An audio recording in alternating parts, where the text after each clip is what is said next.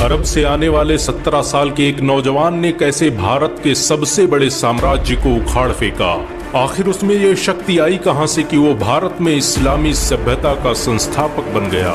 हिंदुस्तान, जिसे मानव सभ्यता की जननी कहा जाता है, जहां दुनिया के पहले इंसान आदम ने अपना कदम रखा, जहां मुसलमानों ने हजारों साल हुकूमत की।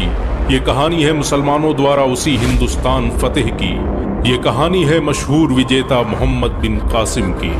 यूं तो भारत और अरब के ताल्लुकात हजारों साल पुराने हैं, लेकिन भारत में आने वाले पहले मुसलमान वो कारोबारी थे जो अरब से व्यापार करने भारत आते थे। मोहम्मद बिन कासिम से बहुत पहले मुसलमान भारत में दाखिल हो चुके थे। हिजरत के 15वें साल भारत में 3 सहाबी आए, जिन्होंने बॉम्बे, थाना और भरूच में इस्लाम को फैलाने का काम किया। और फिर उसके बाद लगातार 28 सहाबा इस्लाम के प्रचार प्रसार के लिए भारत के मुख्तलिफ हिस्सों में तशरीफ लाते रहे। मोहम्मद बिन कासिम ने जिस वक्त हमला किया, उस वक्त भारत के 3 बड़े शहरों सिंध, गुजरात और मुंबई में मुसलमानों की बस्तियां मौजूद थी। मोहम्मद बिन कासिम के सिंध पर हमला करने का कारण यही मुसलमान थे जिनकी इज्जत पर राजा दाहिर ने हाथ डाल दिया था। सिंध के अलावा मुसलमानों ने गुजरात में भी अपनी बस्तियां बसा रखी थी। मुसलमान गुजरात में उस वक्त आए जब मस्जिद अक्सा की तरफ मुंह करके नमाज पढ़ी जाती थी, यानी 624 ईस्वी से पहले ही इस्लाम पूरी तरह भारत में दाखिल हो चुका था। गुजरात के भरूच में आज भी एक ऐसी मस्जिद मौजूद है जिसका रुख मस्जिद अक्सा की तरफ है। इतिहासकारों की माने तो इस्लाम हजरत मोहम्मद सल्लल्लाहु अलैहि वसल्लम की जिंदगी में ही भारत में दाखिल हो चुका था। भारत के कुछ राजाओं ने हजरत मोहम्मद सल्लल्लाहु अलैहि वसल्लम को तोहफे भी भेजे, जिनमें एक नाम केरल के राजा चेरामन का आता है, जो खुद केरल से सफर करके मक्का गया और वहां पर इस्लाम कबूल कर लिया। उसने भारत में एक मस्जिद भी बनवाई जिसे आज चेरामन पेरूमल मस्जिद के नाम से जाना जाता है।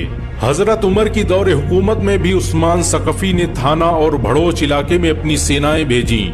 उसका भाई मुगैरा देबल की खाड़ी में इस्लाम का परचम लहराने में कामयाब रहा। इस जंगी मुठभेड़ के बाद भारत के बहुत से लोगों ने इस्लाम कबूल कर लिया और देबल के इलाकों में ही इस्लाम की तबलीग का काम करने लगे। देबल एक प्राचीन बंदरगाह थी जिसका ठिकाना मौजूदा कराची शहर हुआ करता था। अक्सर अरबों के काफिले देबल में ठहरा करते थे। समंदर में सफर करने वाले नाविकों का ये एकमात्र ठिकाना थी, लेकिन यहाँ एक खतरा था, और वो खतरा था देबल में अपना ठिकाना बनाए समुद्री लुटेरों का। ये लुटेरे अक्सर मुसलमानों के काफिलों को लूटा करते थे। 711 ईस्वी में एक बार डाकुओं ने मुस्लिम हाजियों के काफिलों को लूटने के बाद उन्हें बंदी बना लिया। उस काफिले में कई औरतें और बच्चियां शामिल थी। उसमें एक औरत या हज्जाज चिल्ला रही थी। लोगों को तो समझ में नहीं आया, लेकिन ये खबर इराक के गवर्नर हज्जाज बिन यूसुफ तक पहुंच गई। मामला एक मुसलमान औरत की इज्जत का था और वो पुकार भी रही थी फारस के गवर्नर हज्जाज बिन यूसुफ को। हज्जाज बिन यूसुफ जालिम था, लेकिन इतना मुसलमान था कि किसी मुसलमान औरत की आबरूरेजी पर खामोश नहीं रह सकता था। लश्कर तैयार हुआ, तलवारें समेट ली गईं, घोड़ों के जीने बांधे जाने लगे, और ये सब हो रहा था एक मुसलमान औरत की इज्जत को महफूज करने के लिए। हज्जाज बिन यूसुफ ने तुरंत सिंध पर चढ़ाई करने का हुक्म दे दिया और उसकी बागडोर उस कमांडर को दी जिसके आगे हिमालय भी कांपता नजर आया। सन 711 ईस्वी में एक लश्कर सिंध की तरफ आता दिखाई दिया, जिसकी बागडोर एक 17 साला नौजवान के हाथों में थी। एक हाथ में इस्लामी परचम और दूसरे हाथ में तलवार थामे ये लश्कर किसी आंधी की तरह सिंध की सरहदों में दाखिल हो गया। इस मशहूर जनरल का नाम था मोहम्मद बिन कासिम सकफी। मोहम्मद बिन कासिम हज्जाज बिन यूसुफ का भतीजा और दामाद था। उसे खुद हज्जाज ने हिंदुस्तान फतेह करने के लिए सिंध भेजा था। मोहम्मद बिन कासिम ने सबसे पहले उस देबल शहर को फतह किया जहां पर मुसलमानों की इज्जत पर हाथ डाला गया था। उसने सारे हाजियों को आजाद करवाया, लूटा हुआ माल वापस लिया और पूरे शहर को लुटेरों से पाक कर दिया। देबल की जीत भारत में मुसलमानों की हुकूमत की तरफ बढ़ा पहला कदम थी। इस जंग ने सिंध पर मुसलमानों की हुकूमत के दरवाजे खोल दिए, लेकिन ये तो बस शुरुआत थी। मोहम्मद बिन कासिम का असल इम्तिहान तो अब शुरू होने वाला था, क्योंकि सिंध का राजा दाहिर मोहम्मद बिन कासिम के खिलाफ जंग का ऐलान कर चुका था। देबेल को जीतने के बाद मोहम्मद बिन कासिम ने एक ऐसी हुकूमत कायम की जिसमें अमन और इंसाफ ही सब कुछ था। वो अपनी फौजी दस्ते के साथ बैठकर खाना खाता और किसी चट्टान पर यूं ही सो जाता।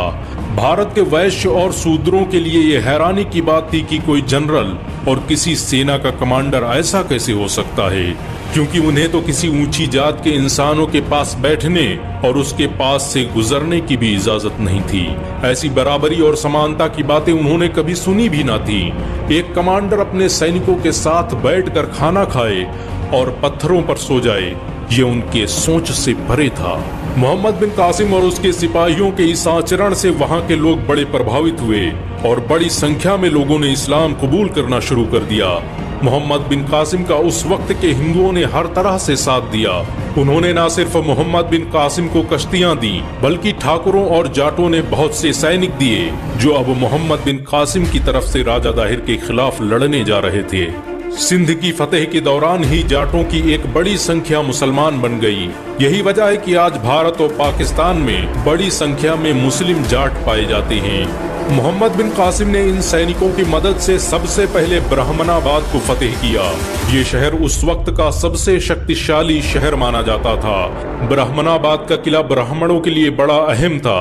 इस किले की फतेह के साथ ही मोहम्मद बिन कासिम पूरे सिंध का सुल्तान बन गया। मोहम्मद बिन कासिम की इस जीत ने इतिहास का रुख बदल दिया। इस जीत के साथ ही सिंध उमैया सल्तनत का हिस्सा बन गया। ब्राह्मणों ने मोहम्मद बिन कासिम से गुजारिश की कि वो इस किले को वापस ब्राह्मणों को सौंप दें। इसके बदले में ब्राह्मण हमेशा उसके वफादार रहेंगे।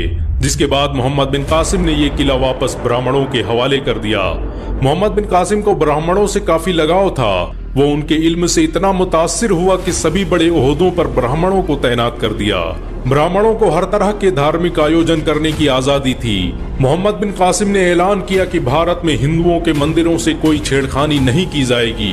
ये ठीक वैसे ही रहेंगी जैसे शाम और इराक में यहूदियों और ईसाइयों की इबादतगाहें महफूज हैं। इतिहासकार लिखते हैं, जब मोहम्मद बिन कासिम ने ब्राह्मणाबाद और मिनहल को फतेह कर लिया तो वहाँ के दबे कुचले समाज के लोगों ने जश्न मनाया, क्योंकि वो सदियों बाद आजादी की सांस ले रहे थे। जब मोहम्मद बिन कासिम वापस दमिश्क जाने लगा तो सिंध के लोग रो रहे थे।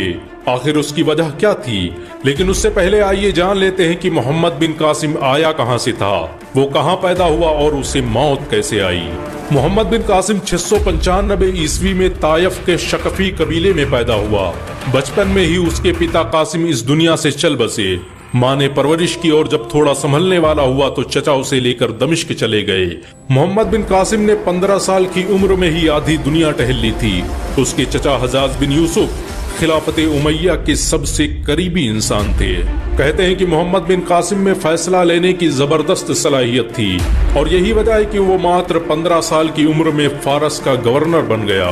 फारस का गवर्नर बनने के बाद उसने ईरान और इराक के मुख्तलिफ हिस्सों में अपनी सेवाएं दी और फिर 711 ईस्वी में जब भारत में मुस्लिम हाजियों के काफिलों को लूटा गया तो हज्जाज बिन यूसुफ ने 6000 सैनिक देकर उसे भारत रवाना कर दिया। भारत में मोहम्मद बिन कासिम का कदम पड़ते ही एक नए युग की शुरुआत हो गई। उसने इस्लामी हुकूमत के उस बीज की बुनियाद रखी जिस पर चलकर आगे मुसलमानों ने 1000 सालों तक हुकूमत की। लेकिन मोहम्मद बिन कासिम ज्यादा अरसे तक जिंदा न रह सका। आखिर उसकी मौत की वजह क्या थी, या फिर उसे किसी ने कत्ल कर दिया था? इन सब के जवाब आपको अगले एपिसोड में मिलेंगे कि मोहम्मद बिन कासिम के बाद भारत के मुसलमानों के साथ कैसा जुल्म हुआ। मोहम्मद बिन कासिम किसी के लिए हीरो हैं तो किसी के लिए विलन, लेकिन आपके लिए क्या है कमेंट में जरूर बताएं। अगर आप मोहम्मद बिन कासिम को हीरो मानते हैं तो इस वीडियो को लाइक और शेयर जरूर करें। ऐसी और वीडियो को देखने के लिए हमारे चैनल को सब्सक्राइब करें, घंटा जरूर दबाएं।